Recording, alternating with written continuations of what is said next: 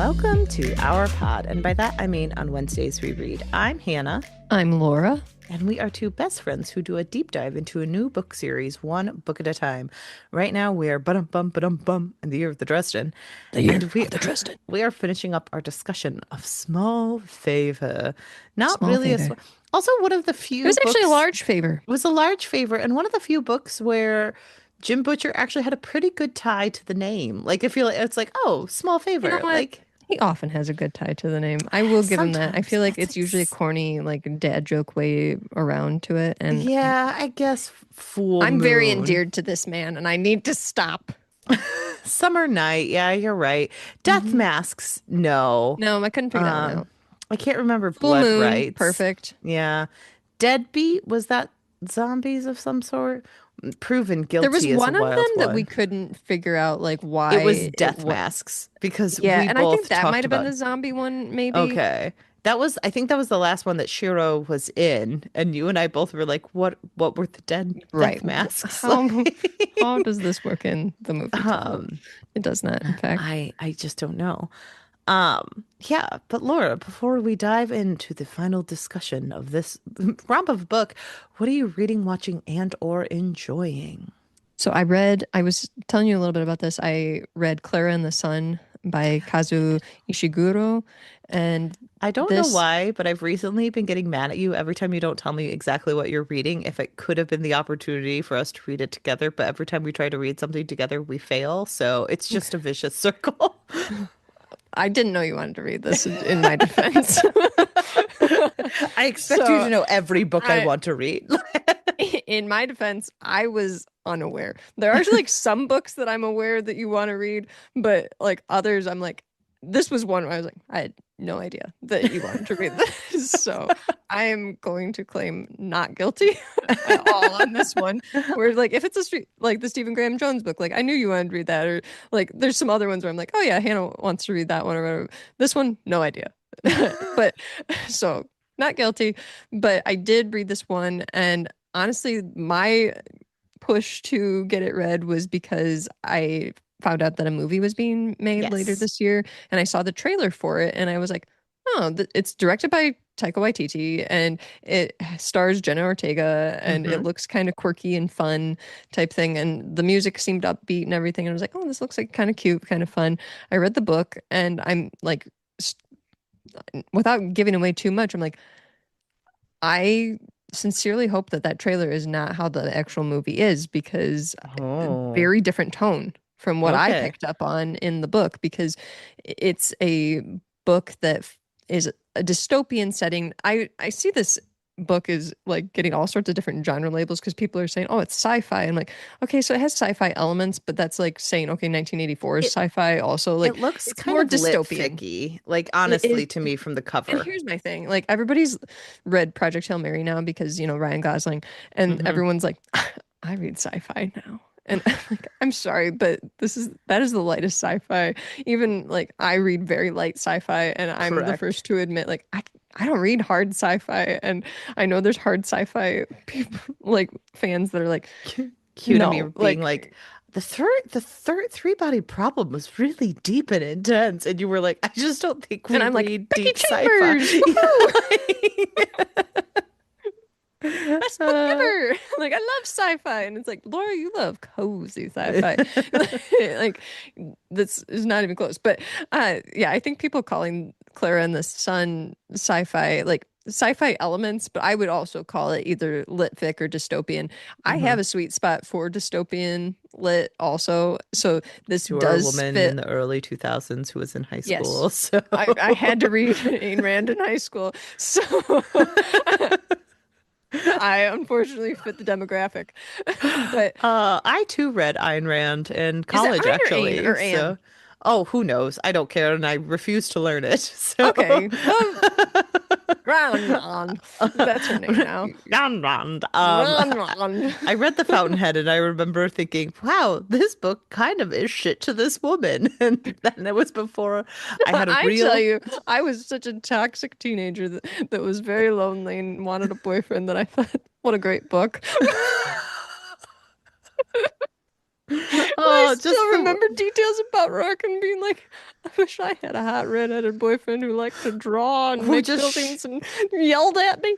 who just showed up at my house and was like, "Well, you obviously want me," and you did And for some you're like, reason. Like, yes, I um, do. a book that I think I remember specifically Googling, like, that was a rape scene, right? And everyone being like, But romantic? What? But he made a cool building and he didn't didn't have a job for a long time, and then finally he proved them wrong and was the best architect. He came back. he was Okay. always the best architect.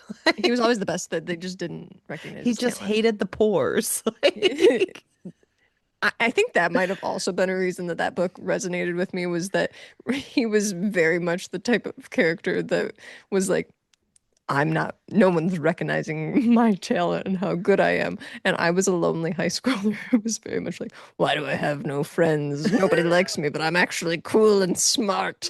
uh, I'm so sorry. But I related. This is a beautiful self-owned and very spectacular. As a reminder, I did also like The Fountainhead when I read it. Everyone Sometimes, does, Hannah. yeah. There were tons of girls our age that were obsessed with that book. And then we I became brought it to adults and we're college with like, me. I brought a single book to college with me. It was The Fountainhead. I remember I read The Fountainhead and then I went to read the other big one, Atlas Shrugged, Yeah, in that's right. law And it's school. incredibly boring. And I read the first like 5 chapters and I was like, what the fuck is this? And I just moved on with my life and It's very never looked boring. back. I've got Yeah. it on the shelf over there. This is something Welcome also to our toxic about pod, me. a very leftist podcast where we're like, we both read Ayn Rand at some point in our life and have complicated feelings about it. Hannah and I are both very willing to admit that we grow as people and we ebb and flow. Yeah. And Uh, this was one of my downfalls, was my on of it all. So Yan yeah, but Ran. I also am going to be willing to admit here, this is a safe space, that I will likely not get rid of Anthem or The Fountainhead or Atlas Shrugged because of nostalgia. Because I'm I, like, I loved these books. I that's, can't get you rid know of them. what? Sometimes you love something so much that when you watch it as an adult or read it or even look at it, you're like, well, I could never watch that willingly again, but like it means Nope, something to me. nope. Like, yeah. So Yep. Just that's called being in your 30s, guys. oh, tragic, tragic, tragic. Uh, Hard to say what's worse, that new critical lens of media or the change in your bowel movements. I don't know. It's oh gosh, don't talk to me about that today. So anyway, Clara and the what was I Sun, talking about? lit Clara fic. and the Sun. Yeah, so yeah, it's a weird one where I feel like it's likely more dystopian lit fic than it is sci-fi. There's just sci-fi elements in it that are present in all. It's the same amount of sci-fi that you would find in Brave New World or in 1984 because it's a futuristic society. But in this book, we have essentially like a Megan situation where we Hmm. have artificial friends who are who are at a store and they are able to be purchased as friends for children to help lonely children. And we follow an artificial friend named Klara, and we learn that the artificial friends, they actually gain their energy, like they're solar powered. So they almost have like a like not cult, like a religious relationship with the sun, where they That makes like sense. respect the sun for giving them energy and power and strength and stuff like that. And Clara starts off at the storeroom and is absorbing the sun's energy and likes to be closer to the window to kind of learn more about the outside world and to observe and to also get more sunlight. And you get the whole book through Clara's POV and how she sees the world and the people around her and learns about things. And she does go off. She is purchased by a family at some point, and the family that she is purchased by has a daughter who is ill. And Mm, so there's a lot about this that gets very complicated and honestly a little sad. And yeah. when we start looking into the whys of or the whys that of why they purchased Clara for this girl and the relationship between the daughter she was purchased for and the parents, it's very messy and sad and tragic. And I'm just a little concerned about the tone that they're going to take with this movie because I'm like, I don't necessarily know that this is something that should be made fun of, honestly, because it feels a little Oh, too, I don't know, dark and maybe a little too sad for me to be like, let's make this a quirky Taika Waititi yeah. movie. And maybe I should give him more credit because I know that he's put together really creative and awesome works, but I just am a little concerned by that trailer and I don't know Yeah. if they are meshing in my mind. They're not at the moment. My other issue with the book, I was very absorbed in the book. I had to unfortunately return. I was late returning my copy to the library, and so I had to like speed read it. So I read it in a single day, 2 days, Wow. and which is quite quick for me right now. But Yeah. I was very into the book, which is also another sign that it's a dystopian book because I can plow through those like there's no tomorrow. But I even though I was like so absorbed in the book and everything, once I got to like the resolution of what happens in the book, I was a little disappointed with how Mm, quickly it wrapped up and the way that it wrapped up, where I was like, okay. it seemed like there was a lot of buildup and then it kind of Very little fizzled out. payoff. Yeah. You know what I mean? Yeah. And I thought there was really a lot of potential with this book to either make it dark, where it was like darker, where it was Hmm. almost like ending like a horror story, or to wrap it up in a way, if they wanted to go the direction that they did, to maybe add more to so that it was not so sudden and didn't feel so flat. Because Right. I felt like the ending that I read or the way that I read it, it it felt a little unsatisfying. Mm. So I think I just wanted a little more from that last section of the book where we got the resolution. And I'm a little nervous how the movie adaptation is going to go. And for both reasons, honestly, because I am unsure about the way that I felt about how it wrapped up. And I'm unsure about the tone that they're going to take with this because I don't necessarily feel the best about chronic illness being on like, haha, it's wonderful and jokey and we have friends. We're doing piggyback rides and it's fun. Like, I sincerely hope they're not going to do that. I don't know. So what you're saying is it does end with Clara doing a dance a la Megan. It's if you've seen Megan, it seems very similar. I That just gives me You know Richard what? People are gonna Ayoade listen to this and flashbacks of him going like, if you've seen View from the Top, you have seen all movie, or if you've seen any movie, you have seen this movie. people are gonna listen to this podcast and be like, is she spoiling this or is this absolute nonsense? And the thing Honestly, is, it's both. just a little dance at the end, a la If you're Megan. if you're paying attention, there were probably spoilers. If you're not paying close attention, it was nonsense. All of that was nonsense, and you're not gonna have a clue what I'm talking about, and that's fine. That's I fine. It, I'm having a day. So Laura and I are at our Zanius. It's almost like a morning podcast. yeah, it's getting late, so it's almost the morning again. But I guess I'll have to get a list from you of like what books Yeah, I need to read like together or something. I just need to know Because when I feel like you and I I was very are this one was very off my radar that you wanted to read this. I was just like, oh, it's gonna be a movie. I better get it read now before there's a huge holds list. you know what I'm gonna do? I'm gonna download my Libib app on yours because it tells you all the books I own. And you could just search and be like, does Hannah Okay. own this book? And then if I do, there's a chance I've wanted to read it at some point and we can read it together. Okay. Yeah, send me that. So then I'm aware. I'm in the know. It's not your fault. I'm being unreasonable. Okay.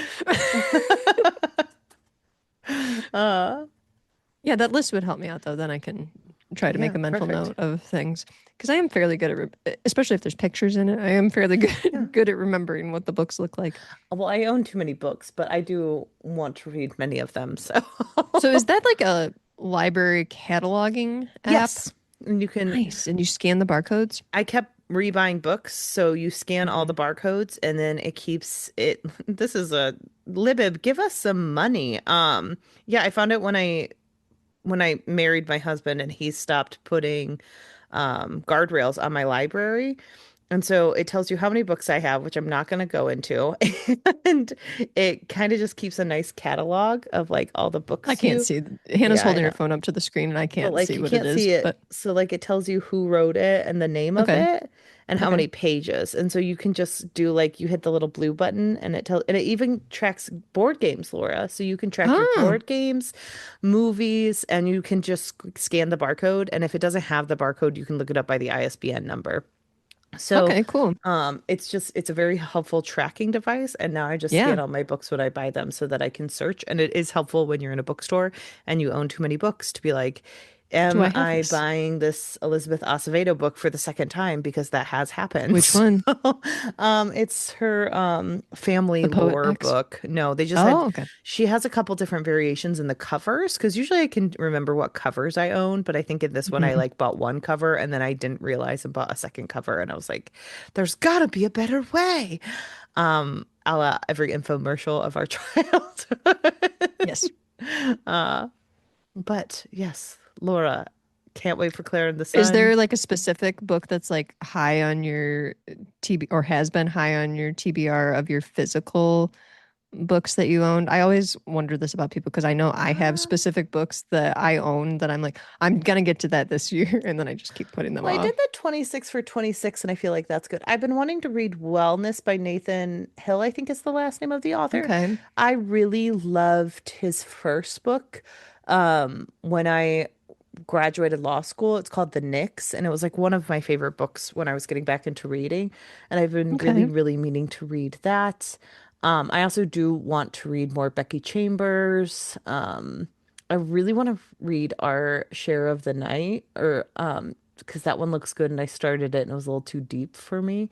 But I, Okay. I would say a lot of the books on my shelves, I, I keep wanting to really read, and I'll look at them randomly and be like, I should read that. And then I get into huge reading slumps where I'm just not reading Hmm. as much. And then I beat myself up for being in a reading slump.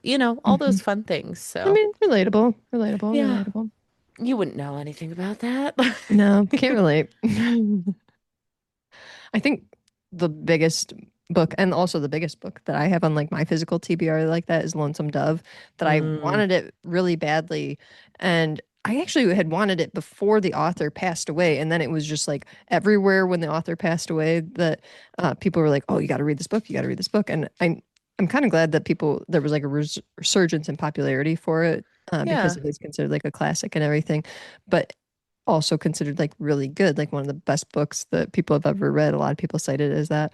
And I asked for it for Christmas several years ago, but it is so huge and the Yeah, font it's a is big one. small Yeah. that honestly the font like throws me off. I don't know if I'm gonna have to like get it on Libby or something like Hmm. that to like adjust the font on my Kindle or something, but I keep grabbing it off my shelf and then I put it back because I can't deal with the font. I get And I'm it. like, Laura, stop it. You don't need large print yet. Be a big girl and read it. But I feel like the Kindle's a happy medium with that kind of thing, though, because then you can at least pick the font. So, yes, I actually do really enjoy adjusting the light and the font on yeah. my Kindle. That is something that I like a lot. And Yeah. it is my preferred way to read in bed is to have my Kindle because it's just much easier to have a tablet propped up and to just like tap the screen rather than try to flip pages because a lot of times my husband goes to sleep before me and I struggle Hmm. with sleeping. So I'll either wake up in the middle of the night and read or I will like just stay awake later reading, Yeah. and it's easier to like just adjust the light on that to like dim it more or whatever so it's not keeping my husband awake, this or that, and then adjust the font size. Yeah. Anyways, moving on. The other thing that I've been enjoying is Clarkson's Farm, yeah, uh, on Amazon Prime Video. And I've talked about this before, but it follows Jeremy Clarkson, controversial British personality, Oh, who okay. is a rich man in the UK who made a lot of money being a TV personality known for like Who Wants to Be a Millionaire and Top Gear, I think Okay. were Yeah. his main projects. And he acquired a 1,000-acre farm Of course in he did. Oxford, yeah, in Oxfordshire. And the first season, he very much started with more of a stereotypical type farm, and they followed him in this journey in farming on this show. And as the seasons have progressed, the series have progressed, he has added more elements to his farm, acquiring more livestock and getting like other businesses added on to his farm to increase revenue and everything. And I think it's a funny show because this, as somebody who like grew up in agricultural communities, it's funny to watch somebody like struggling to do things that Yeah. people I have witnessed people do all the time or learn how to do or this or that or even had to do myself, like seeing some of him the videos of him learning how to like operate forklifts or back up trailers or this or that. It brings me a modicum of joy to Right. watch him struggle with this when I myself struggle with these things.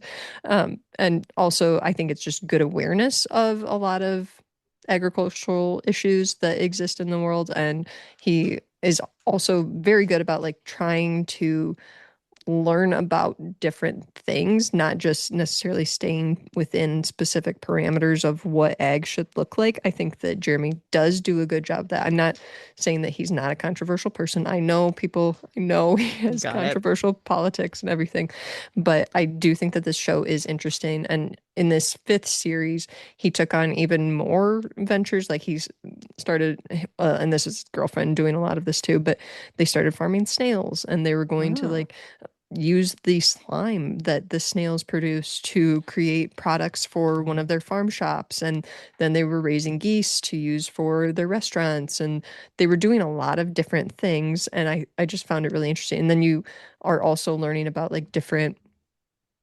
zoonotic diseases that they're dealing with there. And it's a really interesting show because I think in the United States we don't deal with the same. I think I know we don't deal with a lot of the same things that they're dealing with in terms of veterinary medicine in the UK. So it's Yeah. interesting to see how their regulations and testing are different there than they are here. I just was very interested in it. And the fifth series also, Jeremy dealt with several health issues and things like that that I am assuming he's okay because the show was filmed a long time ago and it kind of left it on a cliffhanger of him being Oh, like, well, if I don't die, I'll be back for the next series. And it's like, well, you're famous enough that I feel like I would have heard about this if you yeah. passed.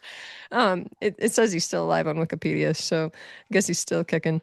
But yeah, he was dealing with a lot of health issues and stuff in this last series. And I, as always, whenever I talk about this, I just like to emphasize that his journey in agriculture is not a normal one because this was uh, a series in particular where he acquired a lot of equipment Right. and a lot of technology because he now has several like completely automated uh, machines that are like round the clock planting or weeding or Mm, doing things like that for him. Like I have a robotic lawnmower.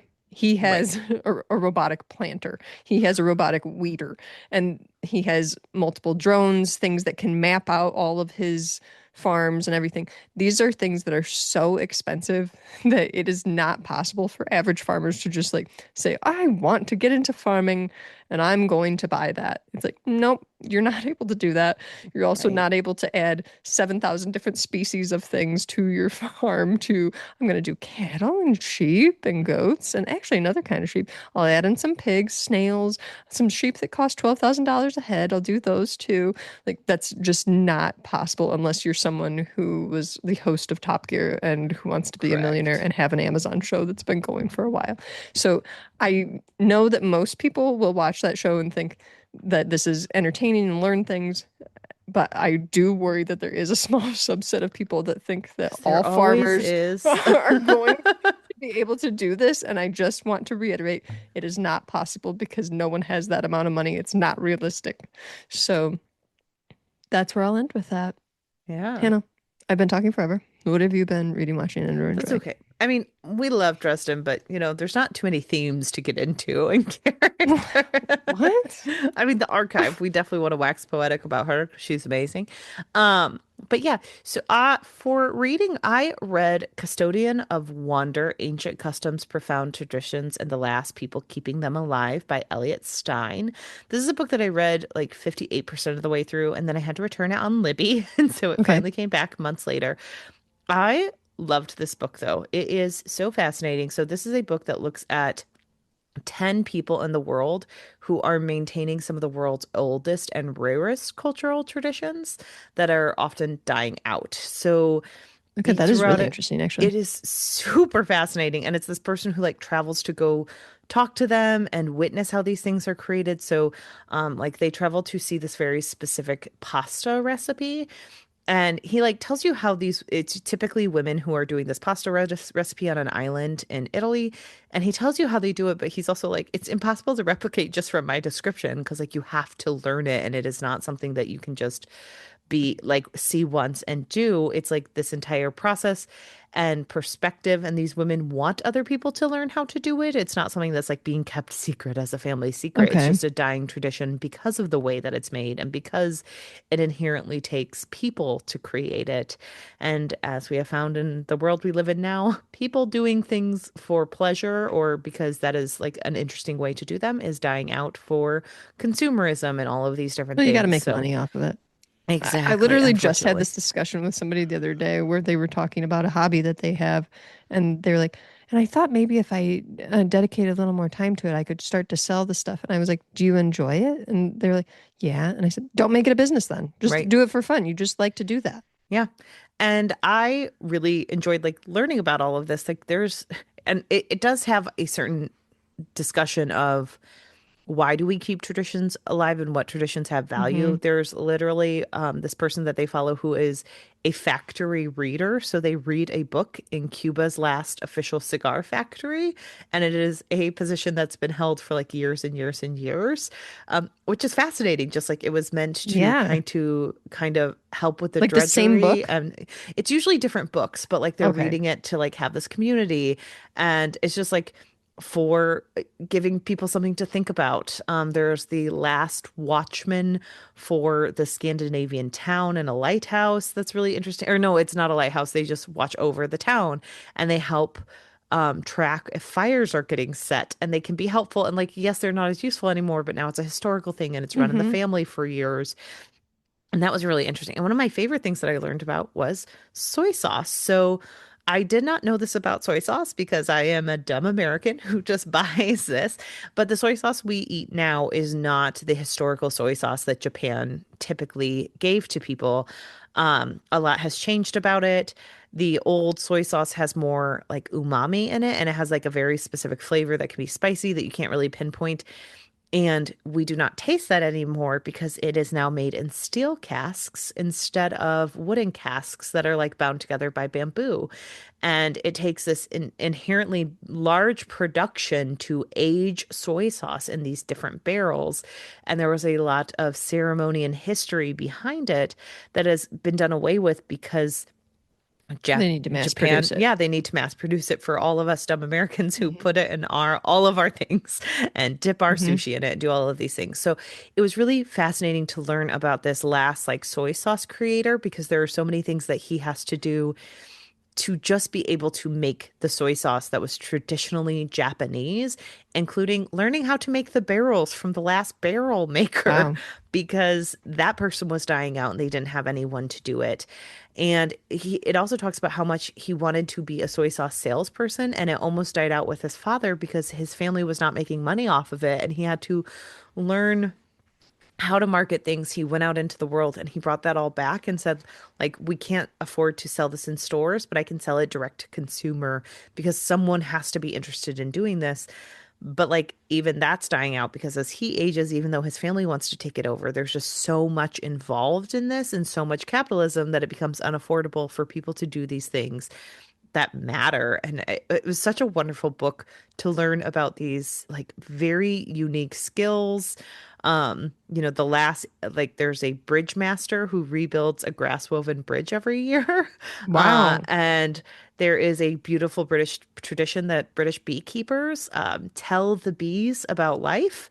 And this is Okay, gonna make that's me cry because beautiful. it's beautiful, but that like because it talks about death and like it's just like Hmm. this is a very emotional book because it's true when you're reading these things, but like they talk about having to go tell the bees that their beekeeper died and like how they think that that has an effect on the bees, or like when one of them gets married and it's about like this inherent celebration and like animal husbandry of something you wouldn't think you need animal husbandry over, which is bees, like, and like sharing with them. And there's a beautiful German forest that you can deliver mail to if you're looking for love. And there's a mailman who like delivers letters to this tree, and it was like actually a matchmaking tree. And it talks about the people Oh, who met each other through this tree, and like the mailman, it was this beautiful story, and I don't want to ruin it because I do actually want people to go and read this book because I really yeah, loved I'm gonna it. pick it up. um, but he finds love, and I won't tell you how. But like it was just like this beautiful thing of looking at 10 old systems that don't have like inherent money or inherent a need to be done, but they're important because they are filled with custom and tradition. And it's just so beautiful, and I loved it so much. It was It sounds recommended amazing. it was recommended to me by my sister-in-law, and like this I listened to the book. I think listening is a beautiful way to Hmm. read this book. And it was worth me reading 58%, it going away for months and then coming back to me because like I just feel like I appreciated it even more on the second time when I was listening to the second half of this novel. So, or this nonfiction book. So highly recommend it. It was wonderful. I really like that. I like honestly have an image of the people that are working with the beekeepers working with their Yeah. bees, honestly. And like that kind of speaks to me on a personal level because I do raise animals, some for food, sorry. Yeah. And you do develop such a personal relationship with Hmm. beings that you care for, no matter how small or large they are. Yeah. Just caring for another being and making sure that their purpose in life is honored and that they are honored in Yes. life. And you do that by providing them good care, by trying to Hmm. explain things to them, by keeping them safe, by giving them medicine when they need it. Yeah. And I also think there is a communication that occurs with a Right. person who cares for other beings, whether that be children or animals or insects, what have you. And so I think that's really beautiful and that really does speak to me. Oh, good. I It sounds hope you like read that it sounds like because a really great book. I'll it have to was read it. really good. So, and then a couple episodes ago, I said, I said I read the romantasy book, what was the actual name of the book? I forget. One Dark Window by Oh, Rachel yes. Gillig, and I said I Mhm. didn't care for it, and I didn't think I'd read the second one, and then I got a second wind, and I said I'm gonna read the second one. I'm not going further with this series. So I read the second one. So I read the second one. And honestly, so in this book, the main character, some small spoilers, is not in it as much. And so her love interest is, but like mostly he's just kind of being a force of the plot. And I actually liked it a lot better when they left. Like, Okay. so, Kind of a um, Randall Thor situation. kind of a Randall Thor, like glad you're not here because the plot just Hmm. got way more Hmm. interesting. Because in the first book, we meet Elspeth's cousin who and as a small reminder, it is a magic system where there are these providence cards. You can use them, and magic gives and it taketh away. um and in the first book we meet Elspeth's cousin, whose name is slipping from my mind because I read this book and then it Slipping immediately through left my my brain. fingers um all the time. but she ends up being, small spoilers for the first book, betrothed to the evil prince pretty much.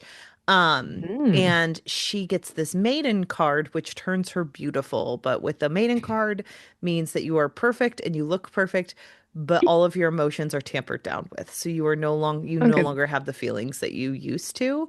And Okay. in the first book, this happens, and then she's kind of just beautiful throughout the rest of the book, and like Elspeth's trying to reach her on an emotional level, and it's not working because of the magic in this card. In this book, we get a much more thorough look at her cousin and her own like complicated emotions about the use of the card. And you kind of find out that like maybe she's not using it of her own volition for this long, and maybe Mhm. her own choice has been taken away from her. And I thought that was incredibly interesting. And it has a much deeper look at the discussion of femininity and power and how it can be powerful, but it can also be something that can weaken people through the patriarchy, through Sure. people having ownership over your body. And I really liked that. And then we got to learn more about the evil prince's younger brother, Elm, who is like this character who has seen people who are infected with this magical mist, be Hmm. mistreated by his family. He is part of the evil family, and his brother has also tortured him in ways that are unimaginable.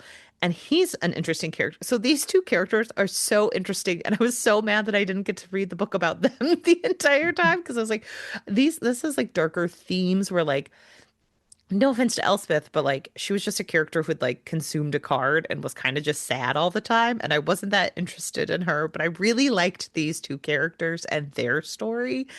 And I had a much better time. So I'm glad I read the second book because it Is there really a did. third? No, I think this is it. It was a It's just a duology. So it duology. was kind Okay. of an easy lift to be like, here are the two books. We are at an end with them. Like the second love duo, shocking that they Hmm. too fall in love. But the second love duo are like more interesting and more dynamic because like we kind of had expectations of them in the first book, and then the second book is all about like breaking down those expectations and making us realize that we didn't see everything that was going on the page. And I liked it a lot better. I So kind of dig that actually. yeah, like it was very interesting. I really Hmm. didn't care for the main love. I didn't care if they got together, but at the end, I don't think the book did either, so I'm okay with it. So Was this one that you read on audio or yes, I okay? will say the Would you say audiobook. it's worth checking out or no? Yeah, Or I or mean, I really read with did my not eyes? care for the first book. So if it's one where you're like, Mm. I want to have a romantasy that I enjoyed the entire time, I'm not sure I would recommend this series, but I really You did know like me, the I gotta second have book. fun the entire time. But I really did like the second book. So if you can get through the first book to the second book, you know what? Go for it. I will say the Okay. audiobook, the narrator did this thing where anytime someone laughed, like they always made it maniacal and not like maniacal laugh. Like they would be Not like, like the Muppets. no, not like the Muppets, but where they would be like, listen, princess. And I kept being like, there's only so many times you could do that before you're just taking me out of this book. I understand, but like it didn't look like that on the page. You're adding that to this, and it's wild. I Like, and they love did it. when narrators are extra. I love it. It was so extra. So honestly, Laura, like I'd be interested in you listening to it just to be like, we should just talk about that woman cackling on the You know what? podcast for This half is an this gonna be hour. another Sunrise on the Reaping thing where you talking about this audiobook makes me want to read them and then we do an episode on them. Honestly, why not? Because like we don't do Let that me much see if I can get them romantasy. on Libby. And I'm this is looking like a right now. more popular romantasy. So like I do think and again, like in the first book, I remember being like, I did not give a shit about these two sad characters and this dark character man who seems like he's doing fine overall. But I really liked the world building. So this book had the world building and none of the two main characters. So it just works so much better for like it fixed everything I really disliked about the first book. So yeah, listen to him. We could do a romantasy episode on the podcast. Why not? Um, listen, Princess. Like you can't do that. It's just too much. Um, Apparently you can do it and you can well, be and it was very extra. very funny because like when the cousin had the maiden card, the narrator would also like Sunrise on the Reaping had too little acting. Hmm. Um, Hmm. or no, it was a Ballad of Songbirds and Snakes, had too little acting. Yes. But Sunrise on the Reaping was pretty good. Sunrise on the Reaping was very good. This one had too much acting, where like when the cousin had the maiden card, she would talk like this, like she couldn't even have any inflection in her voice because that was too much emotion. And I was like, I get Hmm. it from the perspective of like that is her character right now, but it Sure. is just very funny to continue listening to that for a very long time. Like, this AI Yeah. generated voice. But yeah, those are the two things I've been reading. One I was placed a just hold fun. on One Dark Window. So Beautiful. It was really funny that I think I told the story, but my husband's coworker had read that at the same time I was reading that and was like, how did we both pick up One Dark Window at the same time? That's very random. Um, and then for watching, Laura, I can't remember if you've watched this yet or if we've discussed it. Have you watched Trust Me, the False Prophet documentary on Netflix? no. This documentary, lots of people are talking about it. It came out this year in April. Laura, it is so wild. So it is this Who are like we trusting? so it's about the FLDS church Okay. in Arizona, I believe. But the premise of this documentary is wild. So we follow Dr. Christine Marie and her husband Tolga, and they relocated to Utah and Colorado City and Arizona. So this takes place in Arizona, but she is a former LDS member who unfortunately was the victim of brainwashing and human trafficking from someone who she believed to be her husband while she was part of the LDS Believed church. to be her husband. Like she was quote unquote his like wife during this. So So this is the Church of Jesus Christ of yes, Latter-day Saints. Okay. yes, exactly. So this happened to her in her past, and then when we meet her, she's made her way through that. She has gotten her doctorate. She is interested in studying like the LDS Church, and she's made her way through that. It kind of put her in a very and her husband at the time. Sorry, this is really wild, but it's important context and backstory. Mm-hmm. Her current husband, Tolga, is um a filmographer who usually does like music videos and things like that. So they went to the LDS church following the chaos and arrest of a church leader named Warren Jeffs, who had like rocketed through the town, done all these bad things. And he is part of a different documentary series apparently on I was Netflix gonna that I say, I did know not the name watch. Warren Jeffs. Yes. So this is like kind of after all of that was settled down. Warren Jeffs left and apparently told people that they couldn't have babies because he can't have babies while he's in jail. So like so much is Hmm. going on already in this community. But she and her husband decide that they want to help this community, especially with her past. It makes her the perfect person to kind of like ingratiate herself with members of the LDS church. She's helping Okay. them doing all these things. And during this, there is an emergence of a new self-proclaimed prophet, Sam Bateman. And Sam Bateman No. is a terrible human being, but he becomes very close with Dr. Marie and Tolga, and they start getting video footage of him as he becomes a false prophet and starts taking on all of these brides, including children. Oh my And gosh. it is technically not illegal to have a child bride as long as you're not doing anything sexual with them. Gross, but not untrue. But through this, Anywhere in the US? in Utah or in Arizona, I think, like where like he's not actually So marrying Utah these is children. like He's not the actually marrying epicenter of anyone. LDS. Yeah, he's not quote unquote marrying anyone, but it's not like unlawful to be like, oh, this is my bride. You just can't have sex with them. So like it's this weird thing. So anyway, they start getting This tons of sounds like a footage. He's a predator. Shocking. hmm. But they start getting tons of footage of him. And then one night they're in a car with him, and Dr. Marie is smart enough to bring out her phone and start recording him. And he admits to starting to do sexual things with these children, No. which starts her crusade to take down a pedophile with her husband from the inside. And this miniseries is wild. It is just, it's jaw-dropping how much she does to get people like to come Mhm. talk to her, to be open with her, um, and how useful or how useless the police were during this because she was begging them to arrest him and they were doing nothing. And then at one point, she has to like literally say, "Why aren't we contacting the FBI?" And they're like, "Because they only help with interstate crimes." And she's like, "He's bringing children over state lines, so it's a federal crime now." And so she brings in the FBI pretty much through her own tenacity as they're like slowly, quote unquote, looking through all her materials. The FBI gets involved. They get like one of the women who is not one of his brides, but one of the mothers of his brides, multiple, to turn.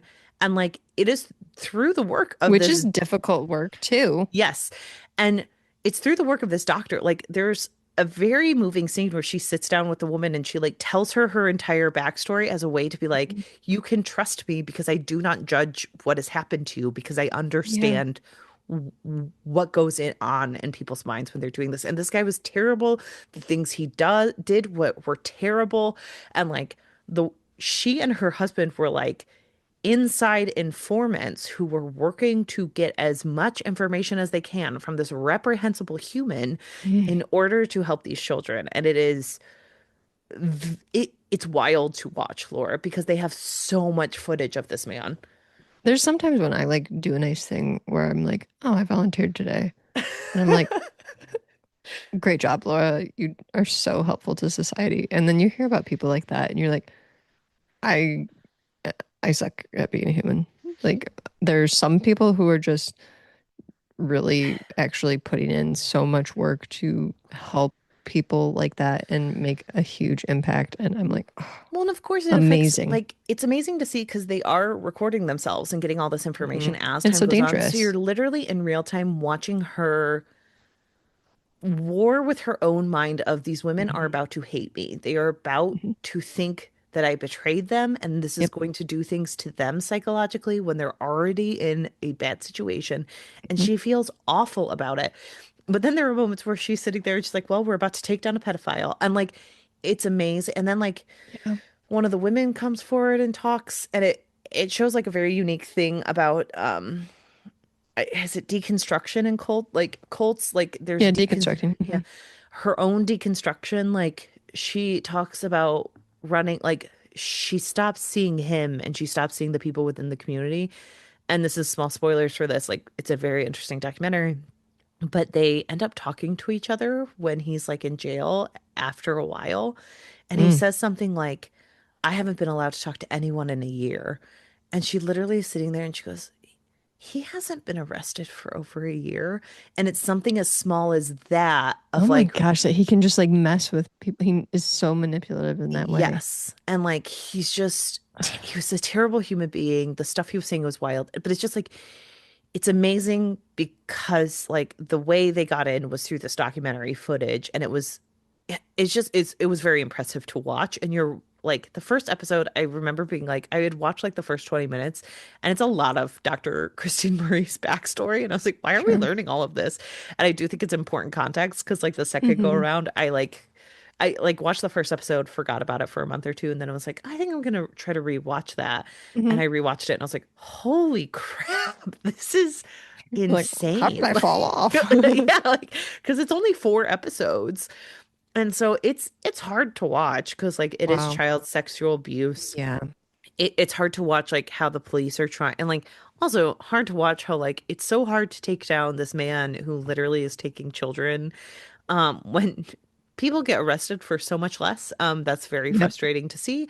And it's because of the way we set up crime in America. I want to point that out that like Yeah. it is, yeah. I was just So talking about this with my mom earlier today, where she was like, I get so annoyed that there are people who are in jail for petty, small retail theft. And then there's a bunch of people who got off with just a slap on the wrist. like and shit like this, and like yes, he has been put away for a very long time, but like whew, and just it's very, you feel very bad. I will say they like handle this very correctly. All young girls' images are Hmm. blurred. Like you can tell that people will have very strong feelings about this, but Sure. it's yeah, like there are so many frustrating things. He literally, the first time he gets arrested, it's because he was driving like without like with women in a trailer, and it was not safely secure. So it wasn't for any of the crap he was doing because he was like so protected by all the people around Hmm. him. Um, and it's just disgusting. So yeah, but Yeah. very fascinating documentary. Well, you've Wild hit me to with two good watch. ones. I will probably want to, actually, all of your picks this week for things you've been enjoying. I'm probably going to check them all out. I don't know what it was this week where I was just like, I'm gonna dive into You're like really hitting high it. ticket items. Like, and when I Last was, week, you were very much like, I did not care for Job. This week, you are liking everything. I came in hot. I said, I deleted TikTok and I have trained my brain to be like, maybe you do like new media. Maybe I you were do just have frying your brain. the ability to pay attention. Yeah, What? wild. So yeah, it's just this was a very heartbreaking Yeah, miniseries. So absolutely. and I just realized that there is another Netflix documentary on Warren Jeffs, and now I might have to go learn about that stupid asshole too. So, is this the reason that everybody's making the videos where they're like sitting down in a chair and going, when Netflix makes a documentary about X, Y, or Z that is connected to the creator making the reel, where they're like, and they sit down and is this what has Probably. spurred Like, that? Okay, I'm sure because this, like, I know that this documentary series like blew up when it came out. sure. Like it was huge. And it's was executive produced by the person who did the one on Warren Jeffs. So I'm sure there's just a Okay. lot going on where Netflix is like, look at this. And I mean, here's the thing, guys. As someone who has consumed too many Netflix documentaries, they Mhm. have some real ass ones. Yeah. AKA my, I think they're called like my worst or my the worst neighbor or the worst exes. Those I think were created by AI. I will die on that hill. They're so bad, terrible production, and they made them for pennies, and people will just watch them. So like they can be really, really bad, but these are like A plus. So They're in like the thick of making Love is Blind. Like they're too busy making poor innocent people get drunk. Not innocent, but always, but yes. making poor people get drunk to do terrible things on TV and get married. And Yes. so they don't have time to make good documentaries. They They're just let an AI do that. they literally are because they will like interview like four people surrounding the event, which is good and like, hey, we're paying Hmm. someone to do that. I hope they get paid a lot. But then they Sure. will just have random little cartoons that pop up and you're like, AI made this. Stop being stupid. You are banking on no one's eyeballs Quit actually trying to watching the fool me. screen right now. You are banking on someone looking down at a little game on their phone while And they guess listen what? to I'm this. off TikTok and I'm looking right at it. I'm looking right at this, and it's very hard to look directly at it. Please don't do this to me, Netflix. So, but I yeah, trusted trust me, you. the false prophet. Well, shall we get into other false prophets, aka Nicodemus and his Nicodemus. gang? Let's do it. All right, small favor. I I just keep being like, I really liked this one. It was just really I did really good. like this one. It was just jam-packed action Well, right from again, the get-go. I think sometimes, like, my husband always calls these books Monsters of the Week books, which Hmm. I don't think are honestly always true. There's so many monsters in this There's book. a degree of Um, that, but there I is a think degree of that. also there's more to it than that, Yes, if that makes sense. because it feels like every book is the season finale after 5 million episodes of other monsters popping up, and then we're getting to the final battle at the Hmm. season finale. But I do think Butcher really shines when he's finding characters he's interested in and he really wants to like like bring My them to the question is that do you forefront. think that he actually is interested in some of these characters? Because I think some of the books that we haven't been as interested in, he actually might have an interest in some of these stupid vampire politics that I do not give a damn about. And I That's fair. and he keeps bringing them up. So clearly he does have an interest in those. That is fair. I guess I meant Because you and more I are going to like be like, oh, we love the archive. This is a fascinating concept and all these things. But at the same time, I do think he still is interested in boring that's, vampires. you know what, you were right, and I will take the L on that one because my thing was like I thought the archive and the gruffs were really like the very interesting players in this book. I know you weren't as Hmm. like a fan of, not saying you weren't a fan of the No, gruffs, but I think I I didn't. was more I didn't hate him, but I correct. didn't think that you were very enthralled by them. Like, I love them. I'm like, they're okay. I liked them a lot. I think I like the history of them, of like the Billy Goat's Gruff playing with that. Like I'm like, oh, that's very good because like it's the whole It play seems on Luke Guru-ish to me. see, for me it was more interesting because like it's the fairy court, and so like dealing with So fairy fairy tales. tales, I do Yeah. like that line of thought of being like, well, what are in fairy tales? Because they might be part of the fae. And I'm like, oh, I like your train of thought there, Jim Butcher. I think that Hmm. that's smart. And having the Billy Goat's Gruff, where like literally at the end they're sitting there being like, well, we have tales of wizards, and they're sitting there just being like, oh, of course, like stories get told about the people involved in different ways. Hmm. um I think that that was very smart of Jim. And also with the archive, I just think the archive is one of the more dynamic and interesting types of characters for what she means. Because this poor small child has really been put through the ringer and deserves all good things, including a frickin' name. All the people who are like, don't let her get too close, she might go insane. I'm always sitting there like, So I mentioned this previously. And this will be spoilers for Monstrous by Marjorie Llewellyn Sana Takeda, but there is a character in Monstrous mm-hmm, who actually has a nearly identical situation to what the archive is dealing with, and it's also passed on through women in the family mm-hmm, because in Monstrous it's a matriarchal society, but it is interesting to see a character like this and like the Baron and Monstrous that is mm-hmm, given like all of this power and it's passed on from generation to generation to generation. Like all of these memories and things are like concealed within this one person. And as a child, they have to take on immense responsibility to right. lead a group of people. And yeah, it very much was reminiscent of that to me. And I think it's actually a concept that a lot of people probably play with, where Mm-hmm. it's like, what would happen if we stored all of the world's knowledge in this one thing? And what would happen if one person had to take on the weight of all of that? Similar to Atlas. Yes. The Atlas who shrugged. Yeah, I do think a lot of people are very interested in like infinite knowledge as a concept and how it would make you go insane And because also it's just infinite responsibility too. yes. I think that this is also something that Butcher is very much interested in is responsibility because he talks about that a lot because he talks about the way that like Michael is responsible for his family, Hmm. even though he doesn't show it. He's too busy getting pizza and Fuck leaving him off, Michael. and Sorry, leaving I him. really dislike Michael. Or like Karen is responsible for protecting all of Chicago, or Hmm. Harry takes on so much responsibility for the women of the world, Yeah. and like and other things too, but mostly women. But there's this theme of like how we should feel responsible for things in our lives and who is responsible. And I think that that's something he's kind of playing with the archive too, is the responsibility of knowledge and Yeah. what happens to it. But also the archive is an interesting one because it's a responsibility that the archive doesn't really get to be an active participant in. Because like No, it's with non-consensual, and Karen, yeah, it's also non-consensual. it's rooted in trauma. Yes.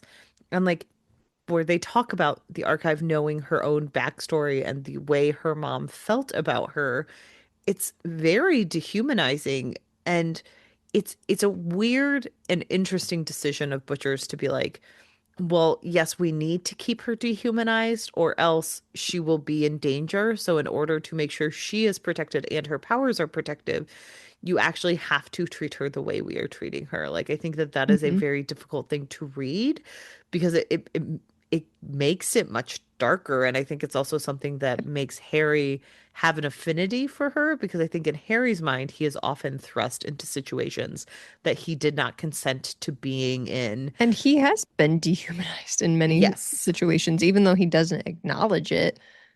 correct. So I do think, and you are right. I think me saying, well, Butcher just seems to be more interested in these characters. Maybe it's not that. Maybe Butcher is I do just think better there's about themes he's writing. more interested in. Yeah. And I do think that there are certain things that even if he maybe isn't necessarily, and I don't know for sure. I can't say what he is or isn't more interested in. I don't know this man. But I And we're too embarrassed to ask him on the podcast, everyone. I'm sorry, Jim, if you've ever listened to this podcast. I apologize. I've You watched seem several of your interviews. You seem wonderful. delightful. You seem delightful. And we do actually like your books. It's a Yes. secret, And but we do if you actually ever like came them. on, we would treat you with the utmost respect and be Yes. very kind. We You just seem laugh like a a lot at these delightful books. human, actually. I, I'm so sorry.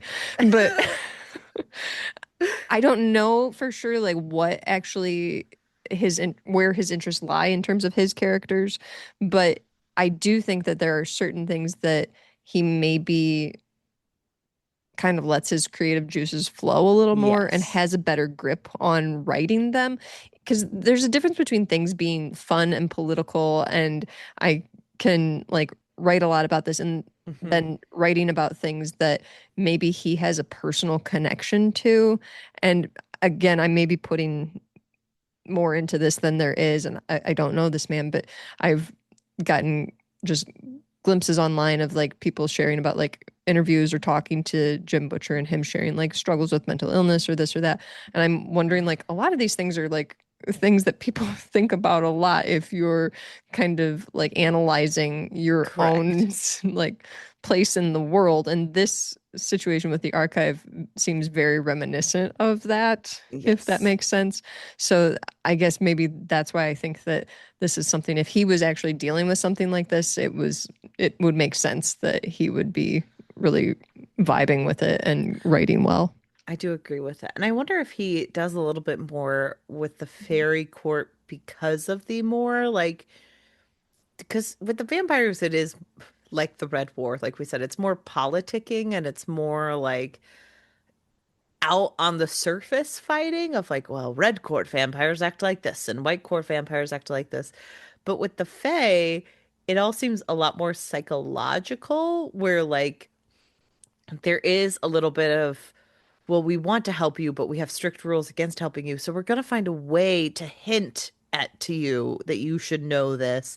And there's a lot more like fighting with the deep, more internal struggles of like what it means to be a good person and what it means to want to help someone. So like when we meet the final gruff, the eldest, he we learn he doesn't really want to kill Harry. He's just doing what he's told and he has this duty to follow.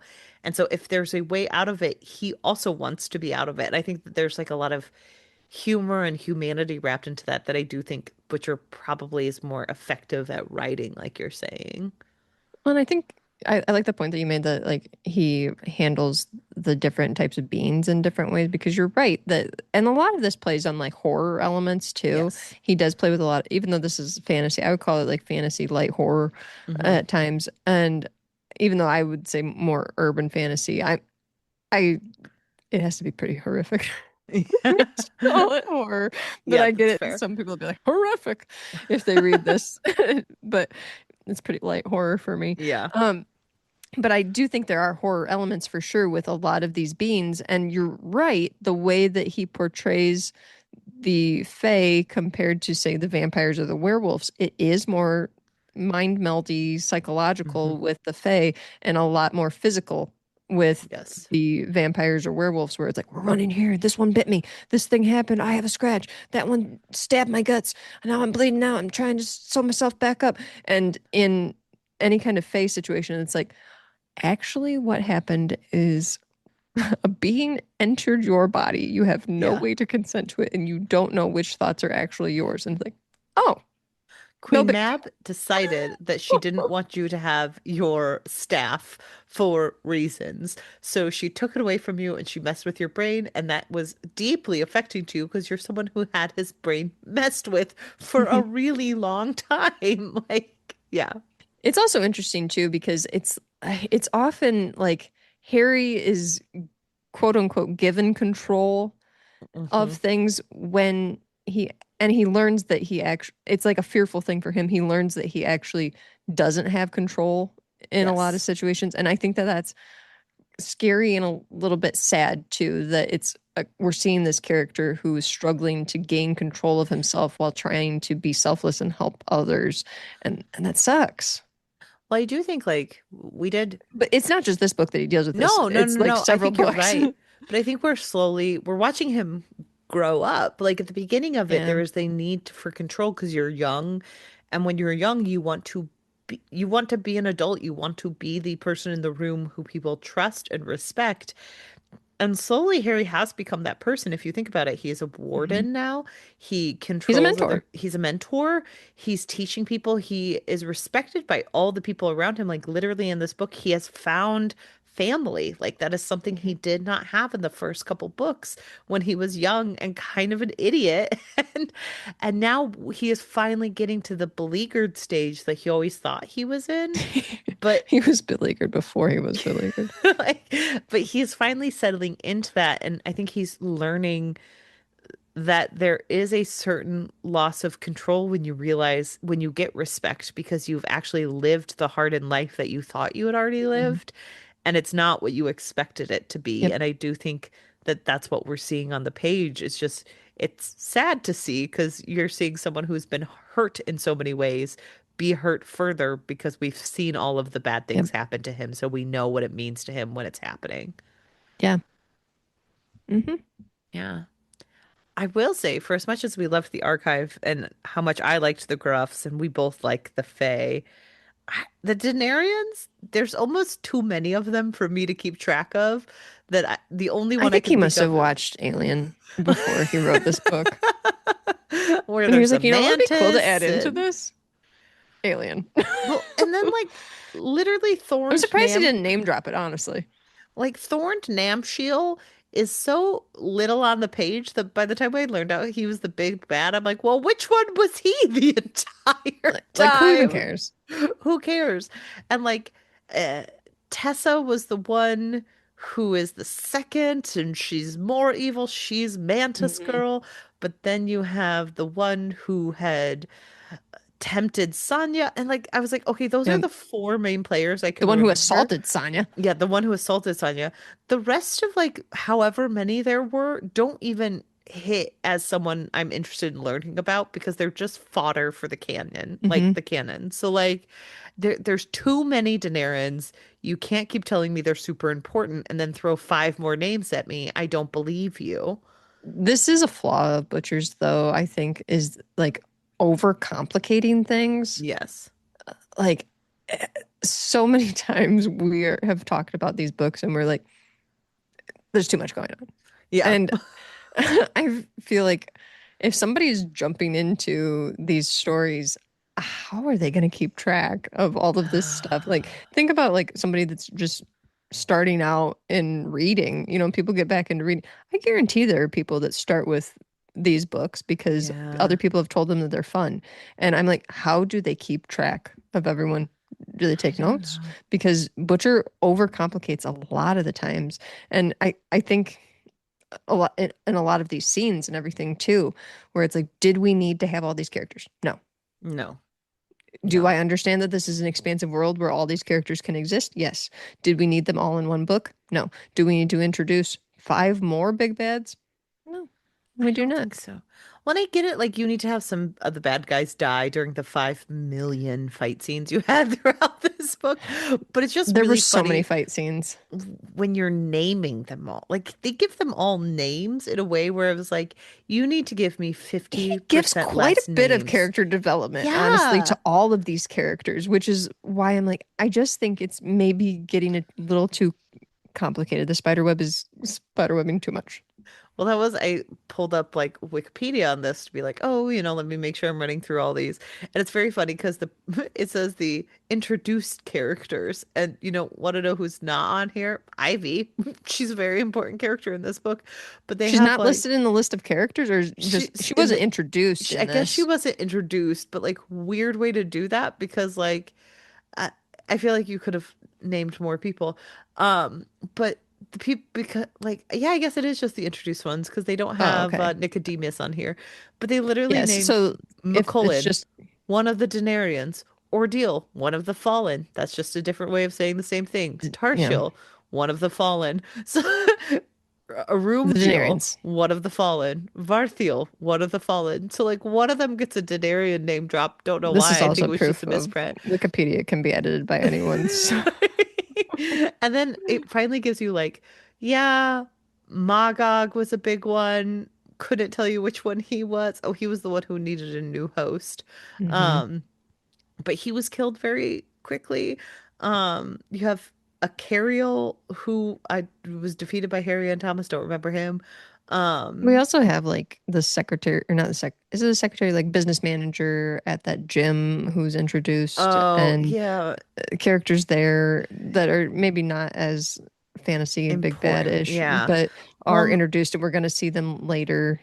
oh yeah, Marconi's like bad guy who was trying to take Yeah. him on, and Hmm. Marconi, honestly, that side plot, not sure why it was in this book.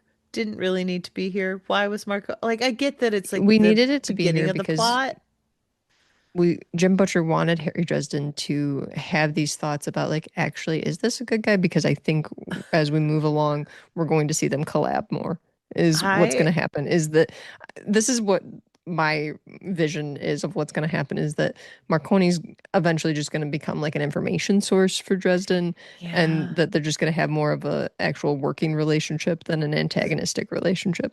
I know that this is also just like this is something that happened in the early 2000s a lot. I bring that up a lot, but it begs repeating because I re kept going through Veronica Mars recently where I turned it on and Hmm. watched a couple episodes and I was thinking about the character Weevil, who is Okay. literally the leader of a gang in the TV series, who Okay. is in high school. Okay. He is one of Veronica Mars's besties. And he beats up anyone who tries to sell cocaine or stupid things that could get them in really bad legal trouble. And I'm like, at this point, he's not a leader of a gang. Like he's just not. He's just a good guy who wears a leather jacket. And like this was a very specific character type of like evil guy with a heart of gold. And it was just a way to like Hmm. make a bad guy with no teeth so you could like them. But like sometimes he beats up the Logan Echolls character, who's one of Hmm. Veronica's like rich love interests, and sometimes Logan Echolls beats him up. And in my mind, I'm like, I would be terrified of beating up the leader of a gang who could like murder you, but no one's Yep. afraid of Weevil because Weevil is not actually evil and he's a good guy underneath it all. But but that doesn't do anything when you're actually trying to create a realistic plot with like complicated characters like Marconi. Mhm. Like the worst he has done is gun down people as a child that haunts him to this day. Like it's just not the same and it's very strange. Yeah. Yeah, sorry, that's my tangent. Because I was No, I watching appreciate Veronica that. Mars and I was like, this is just like Marconi. Like I appreciate Weevil that because is I not I feel like you have this connection to Marconi that is very funny and I enjoy it. it's just frustration because I'm like Yeah. we just keep hearing he's so evil and I'm like he literally just gave sex workers a nice place to work with lots of rules for them. That's He's actually a a very situation nice though thing. where it's a specific thing that some authors do that you don't understand. That I shouldn't say that you don't understand, that you don't enjoy, and it's where authors will write a character doing one thing, but it's opposite of what we're Yes. actually shown in or not shown in the writing. And so I know that you've struggled with this in other books or series that we've covered too, where you're like, they said that this is happening, but it's not happening. So quit saying it's happening. Or they It's said that this was going to happen, but it didn't. So quit saying it's going to happen. Or this or that quality about a character. So it's I think it's just did you that bring it up situation in a is happening recent seriously, episode where it's specifically like with Marconi. you brought it up in a recent episode where they were like, well, they finally got Al Capone on his taxes, and that's how they stopped all the actual bad stuff he was doing. But this one, Mhm. it's like Marconi's doing wonderful things, but he is evading his taxes, so we do need Yes. to arrest him. Like, Yes. it's so funny. Oh, the worst thing he's done is evade taxes, guys. Um, Oh. and it's, I guess it is something that will probably continue to bother me because it is one of those like early 2000s clutching of Well, it's pearls something that that he bothers you has. because you believe people should pay their taxes. So Exactly. Well, and like it's one of those passionate clutching of about pearls taxes. where like it's the early 2000s and it's vilifying someone who's just like providing safe sex work for women who want to be in sex work and like that was seen as a terrible thing I because was going to say, but it's also at a specific moment in time where yes, this would be very seen as villainized, very and the bad. context Yes. of these situations would not be taken into account. We would never look into the systems of why people get involved in different types of work and how they Correct. end up in situations that they are in. And Correct. none of that would ever be addressed. So it's very much going to be looked at. I'm not saying that Butcher is any Oh, type this of is way not for his it. fault. This is not Yeah, a no, no, no. condemnation on him, but I do think when you're creating a specific world like this and you're trying to like, especially in this time, write Yes. a character who's like a big crime boss, what kind of business would they be involved with? Sex work. Correct. No, you are 100% right. It's just annoying in 2026 Uh, to be reading this and being Absolutely. like, Absolutely. oh no, he's such a villain. giving those whores a safe place to work. I'm sitting there like, what the Yeah. frick's going How dare. on? How dare he? So funny to me, but he didn't pay his taxes, guys. Yeah, he's just in here, I guess, because he just signed up for the Unseelie courts, so he's a good Hmm. motivation for the beginning. You literally could lift him right out at the end after they chain him to a wall and save him, and he does nothing for the plot. I think you could have changed him to anyone, and it probably would have gotten us there. So I it's don't know if weird. we're also now supposed to like see him. He's also becoming like a pseudo Michael. I shouldn't say pseudo Michael, but Uh, like of a male figure who cares about maybe. children. We have to have one of those, and Michael didn't suffice because Because we he can't believe doesn't. it. We can't believe it that he cares about kids. He's just It's off screen impo getting That's the pizza. biggest fiction fantasy of all of this is that Michael actually cares about children, especially his own. But yeah, Laura, my vendetta is against like, no, Marconi is a good guy. And Laura is like, I will convince everyone that Michael is a deadbeat dad until I'm blue in the he's face. terrible. He is the true villain of this book. He Um, is terrible. Harry gives him way too much credit. well, and like I feel bad because at this point, those bullets have ricocheted around the inside of his body so How much. did that happen? I mean, come on. Oh, they're just ping-ponged inside his flak jacket, Laura. I'm honestly like picturing like ding, ding, ding, ding, ding, ding, ding. That's well, how else would you picture it? It's just such a funny description. I don't know Somebody if Jim. sound off. Like, contact us. Is this possible? I'm sure it is. I'm sure Jim Butcher heard about it and he was like, "That Is sounds like a anyone really listening cool." that is part of like how stuff works? Can you please like get a hold of us? I do not mean to make light of Charity's husband's tragedy and Yes, we specifically do. Charity. It's we care about Charity. We don't care about Michael. He I is I I don't care about ridiculous. Michael. I do. I will feel bad if he We just want to know the is science of it all. moving forward, if he is forever changed by this fight, because that is very hard. He has so many children and so many mouths to feed. Um, I can't imagine him enjoying his time at home. He's never there. Here's Um, the thing. You know it's going to have some sort of effect that specifically affects one person, and it's going to be Charity. Michael's going to go on and continue to be worse somehow, yeah. and they're just going to keep making excuses for it. Like, now he's a disabled person, and that means he can be crappy because he's disabled. And it's like, I no, actually think divine intervention will fully heal him, but you know what? I prefer that because then there's not going to be all this extra load put on Charity to like, oh, she's got to do extra stuff now because poor Michael, he's still dealing with all the pain of his I think he'll be out for former like three fight. books, and then like by book Thank God. 14, That's the it'll most be divine like intervention we could possibly have is seeing him out of the series for a while. by book 14 he will have been fully healed, or he's coming back from it and he's pretty much the same character. He's But literally like, an angel. I mean, I think he is supposed to be literally an angel. I do think He's it's literally Michael interesting the Archangel. because I don't think Butcher necessarily sees our criticisms of Michael being a deadbeat dad, because it's just like one of those Well, where I really do hope that he doesn't listen to this podcast. So, I doubt he does. listeners, please don't tag him ever. Please don't tag him. We need this to Secret. stay off of Jim Butcher's radar But like, forever. Michael is a weird character because we are supposed to think he is like this bastion of goodness. And again, it's the Mhm. like, we're being told he's amazing. And then because of what the plot is about, it's supposed to be about Harry and Harry's relationship to Michael's family. And so Michael can't be there to help save the And day all also the about his time. relationship with Harry, Harry and Michael's relationship. And it doesn't seem that great either because No. it's very, and this is a bad comparison, but it's very much like when Dumbledore figured out that Harry was a Horcrux and he wouldn't look at him. And so Michael Punishing knows what's punishing going Harry on, Dresden for punishing saving a his person son, who is like being being hurt tempted. against their will. Yes. No, It's you like are not wrong. I'm not gonna not gonna look at him or talk to him. But Isn't that also most media about like weird father and son energy of like my dad hates me now because he found out I I have don't know. evil inside me?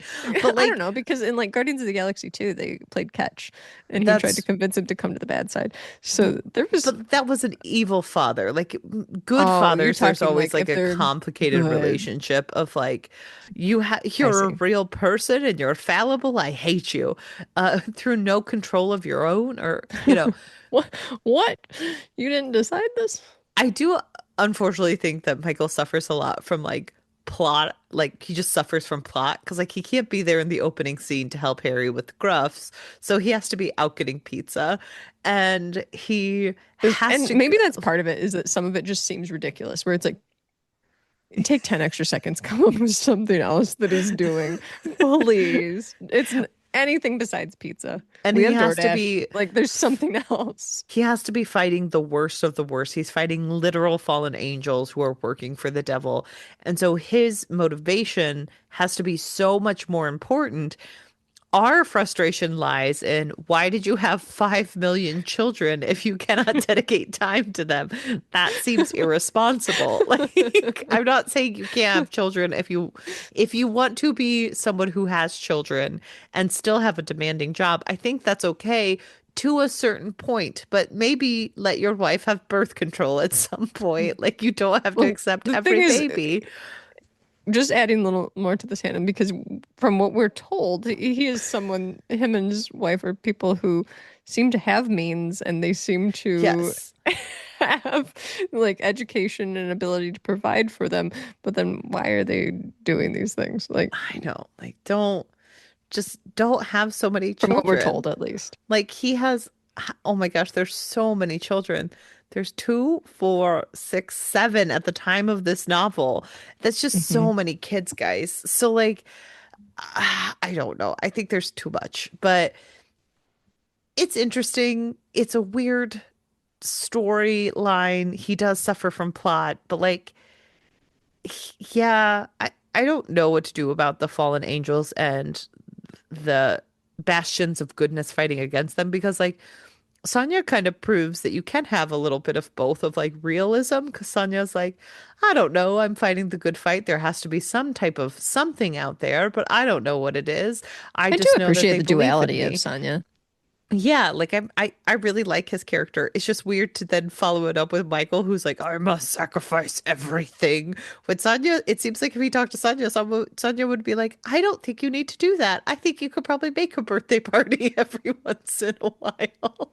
I will say I also do kind of appreciate the way that, because we are always in like Harry's POV, Butcher doesn't have Harry necessarily condemning or putting on a pedestal either one of those characters, even though like Correct. sometimes I think they can be frustrating, but I like us saying like, oh, it's kind of nice to see that duality in Sonya or whatever. I also think it's nice that we have a character in Harry who's like acknowledging like positive things about Michael and Sonya. And Yes. I don't know why I think that that's actually like well done on Butcher's part as far as being the author of like acknowledging that. I don't know. I don't Correct. know where I No, was going with that exactly, no, I but think that that's good. It's good to have like Harry have kind of duality in his appreciation for multiple people in different ways. I think you're right because it even shows people like that like don't necessarily like match his same viewpoint. correct. Can I tell you something that's going to drive me nuts for the rest of the night?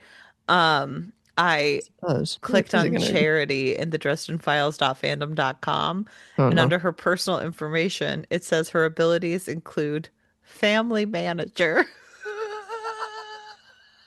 I was ready for you to say cooking and cleaning, and I was gonna slam this laptop through the table. Family manager, swordsmith, fighter. And then her activities are occupations, homemaker, family planner, Laura, or family manager, sorry. Family manager. Family Okay. manager, sometimes you just need that family manager because your husband is fully absent from everything. We Um, simply must move on. in her defense, it appears that Michael doesn't have any actual Skills. abilities. Yeah, he has no abilities or skills. That makes me feel better actually. Um, but yeah, I don't know. I feel like the Carpenter family is like one of those good in theory, but then once you look up close, you're like, you gave them too many children. It's the same as the Denarians. It's like you gave them too It many feels almost children. Seventh Heaven-ish at times where I'm like, too much Well, going on. there are seven of them, so you are correct. Hmm. Do you Yep. remember in Seventh Heaven when there were seven family members at the beginning, and then they decided to make the mom pregnant, and it had to be twins so that they could Twins. maintain seven? Um, I just like thinking about that sometimes. And then the first series finale was every single family member being pregnant with twins. Hmm. And then they decided to have another season. So then they needed one of the main characters to lose her twins as an effectual plot because she couldn't be a main character on the TV series with another set of twins like the other two. So, Do you ever follow Heartthrob Anderson online? yes, I think so. I I think love I that know who you're man. talking about. I love that Yeah. man so much. He's also talked about Seven Brides for Seven Brothers, but he covers so Yes. much. Seventh Heaven, and it's the best possible takes that are simply hilarious. They're so funny. Yeah, Seventh Heaven was a TV show that I loved watching growing up. I remember when Mary went Same. bad, and that was devastating to me because I really, really She loved wore Jessica black Biel's, clothing. and she drank a beer, um, because Jessica Biel and I shared a birthday. Um, Wow. uh, And but she wasn't yeah, bad in real life and married Justin Timberlake. Hmm. now she's just a little bit like anti-vax light. So, Mm. um. Yikes. Yeah, I do think the Carpenters were like an interesting theory that Dresden or that Butcher put so much effect on, and now we just have like seven The children problem that is can't. now we're caught because we Yes, have Molly.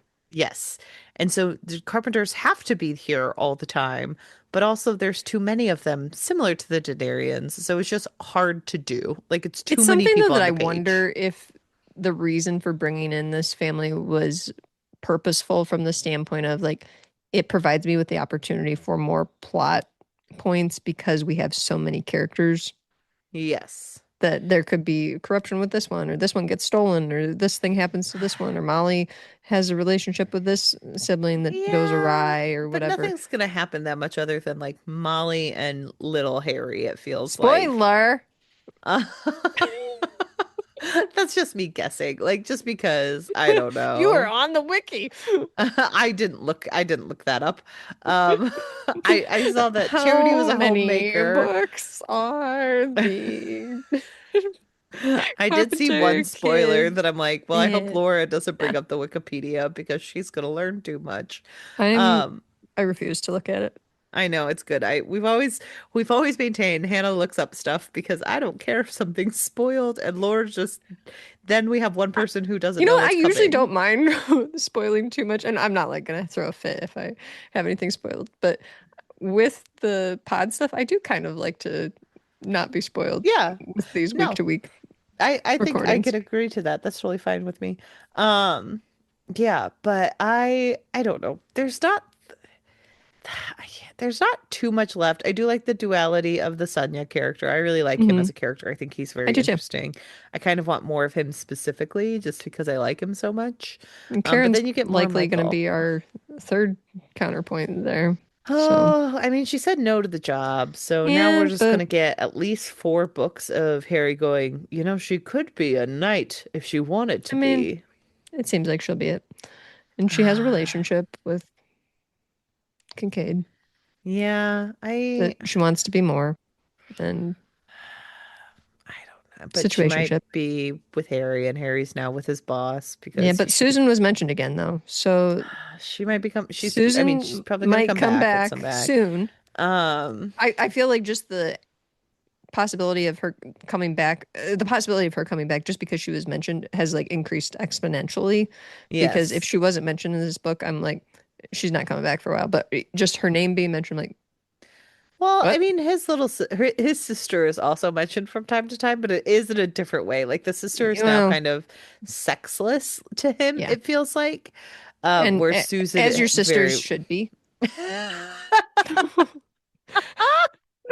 And you say that in a way that I had to correct. as your sister should be. Amazing, Laura. 10 out of 10. Yeah, Sisters should be sexless, you are correct. But like usually if we hear about the sister, it's like, oh, she's off doing her own thing. It's never like Right? He usually is like, and hot. She's off doing her own thing, and she's hot, and she's and well, like that is you problematic. until we met her again, she was always like, my first love, and our Yeah. love ended tragically. It's why I can't be with anyone else. Poor Elaine and I just wish we could have made it. But like Star-crossed with lovers who couldn't get over the fact that we were now traumatized it's like siblings. Elaine has a network of people I'm helping out. Hmm. She is sexless. And Yeah. so It's then similar to Bob. Susan, it's always like she's the one who got away. And so Susan is the new Elaine in his Hmm. mind. But who knows when we shall see her again. But I bet we will. So The lore of Susan is growing. the lore of Susan is growing and they just can't be together, Laura. It's just not It is good. interesting though, you mentioned I think you just said this kind of perfectly, where you're like, now he thinks in his mind that Susan is the one that Yes. was his long lost love. And it's like, yes, depending on what time we're talking to him, it could be any woman that he was once close to who was his long lost love. But considering right now that Karen is off the table and he's like, we just never got the timing right. And Elaine is now sexless to him. He is like, Susan was the one. Yeah. I do wonder if we will get Ka Karen is slowly becoming what I wonder if Jim Oh, they're Butcher going to be a wants him to be. relationship and I'm going to puke. I Yeah. said so long ago when we started this, like, if they are in a relationship, I will puke. I'm looking for a vomit bag. It's just, it's a slow build up. This gets back to like I read so many of the Janet Ivanovich, like one for the money, two for the dough, like those like Hmm. Stephanie Plum books. Sure. And at some point, she ping ponged between two guys, sometimes three, because like a third one would pop his head up. His name was Diesel, random name to be a potential Hmm. love interest. And not a But it, dog. Okay. but like there were 19 books, and I remember I didn't read all of them. I remember at some point I was like, you have to pick one. You are now like about to be 40 and still, and I get like maybe your answer is none of these people, and because none of us will actually end up together. But like it did feel like the initial like the end order was you are going to be with one of these men at the end of it. And I was like, Hmm. you've now waited too long, and I don't think you should be with either of these men because if you can't work it out, you shouldn't be together. Like Right. this is not okay anymore. Um and I do think about that constantly where I'm like, I feel like after so many of these books, it's like, Harry, you need to pick one, and that is either going to be the person you are with, but like ping-ponging between all of these different women and now Anastasia is just a little, That's true. How did I forget about the boss that he undressed in front of? I don't know. But Oh my like, gosh, Hannah, it's getting late and I was getting tired and I was like, we're starting to wrap this up. And then you were like, and also Anastasia. I'm like, damn it. oh God. And I don't care about that romance to because to me it is going to be so short-lived and You so don't care like about blink and you'll miss it. them going to get sushi and like having sex and talking about how they always like kind of thought about each other because they were just Well, the problem with this really is attracted to each other. we're 10 books in. So he's never going to get with the easy person. Like it's No. like, oh, I met someone at work. We clicked. I like her a lot. She seems like she's someone I could spend my time with. And it's like, And she's my boss, so it's an HR nightmare. so you're ne I mean, unless if you fill out the right paperwork, it's not. But like you can't you're never going to end up with that woman. Like it's just not going to happen.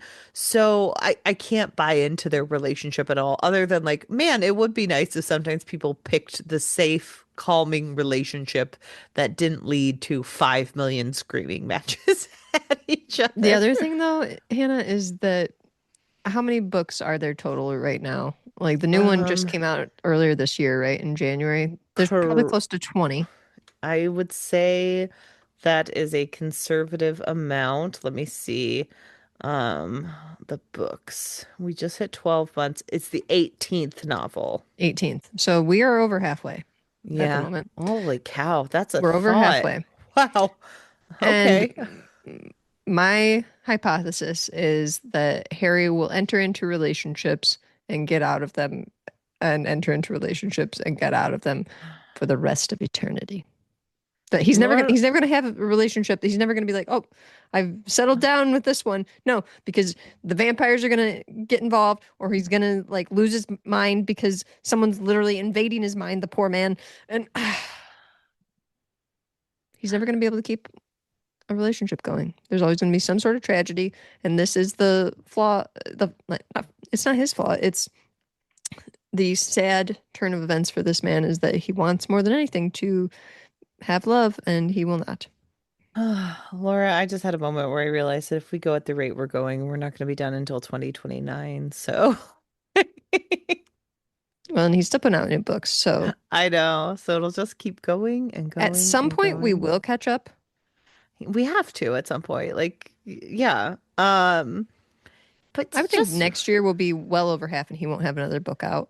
yeah, So yeah. Well, he came out with two this year, I want to say. The last two have been like out back to back. So, I thought that they um, were different series. I thought like oh, okay. that other one was like either not part of the original Dresden Files series, Mm, or it was like something like a side series type it thing. I might don't think have it been. was You okay. directly related, if I'm Uh-huh. remembering right. I'm sure you are correct. Um, But yeah, I just don't see him settling down with anyone, honestly, because it is not the type of series that I think the readers want him to have a steady relationship, if that makes sense. Like he might for a little bit, but something's going to happen. There's too much turmoil in his life. yeah, I don't know. Well, anything else we haven't discussed? Well, you know, I can't think of anything at the moment, Well, but my brain's starting to hurt. So I know we've done too much. I did deep dives into so many things, including Colts. So, well, with that, listeners, come tell us what you think about small changes. You can talk to us on our Discord or over on Blue Sky and Instagram at OWWR Pod.